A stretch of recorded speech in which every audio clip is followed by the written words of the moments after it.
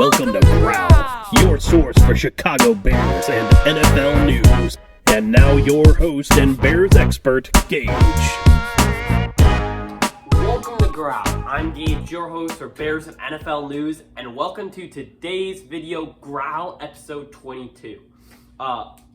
Today is a draft review of the 2022 NFL draft, and we have a lot to get into because I have not posted in a long time, and I'm so sorry for all of you guys out there who've been expecting videos, and I haven't given you them. So that's on me. But the 2022 NFL draft, crazy. Like, actually not what I expected at all. The guy who went number 3, so not first, not second, but number 3, he was in my top 10, maybe top 15. I didn't see him going number 3. So lots of offensive linemen in the draft, which I did not see at all. And part of the draft was watching the highlights. And I mean, offensive linemen have highlights, but they're not really exciting, in my opinion, to watch. But so lots of offensive linemen. But for the Bears, that's a good thing. They were able to draft a lot of offensive linemen. So what I thought was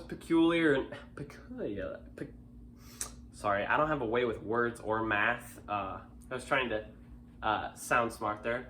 An impeccable and peculiar pick by the Steelers to pick Kenny Pickett with the only quarterback chosen in the round, and I thought it was very interesting that the Steelers picked him. But I mean, honestly, I think we all saw it coming.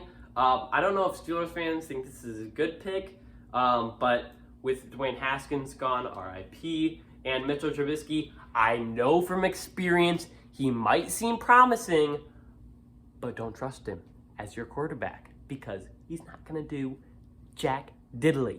That's what my dad always says.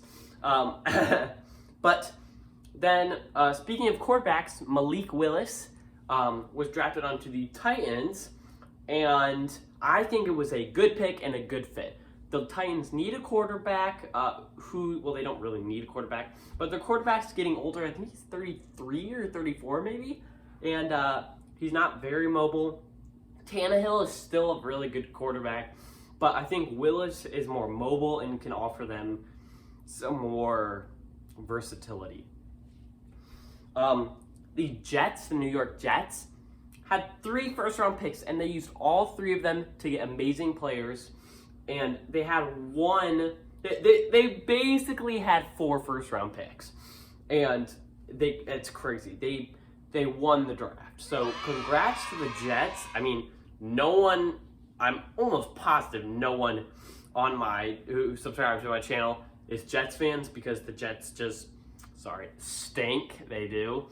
But yeah, so I think, my opinion, Jets won the draft. I give them an A+++++++++.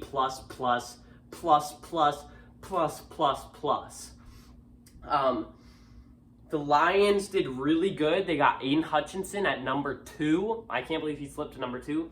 I thought Aiden Hutchinson was gonna go number 1 overall. I have a reaction video you guys could see. But Lions got him at number 2. And then traded up in the draft to get Jameson Williams, an Alabama wide receiver who is a really solid option and a really good pick. Odell Beckham Jr. has still not found a home. I'm not sure where he'll go. The Bears are a good option. I think he wants to go somewhere where he'll win. So somewhere like the Ravens or re-sign with the Rams.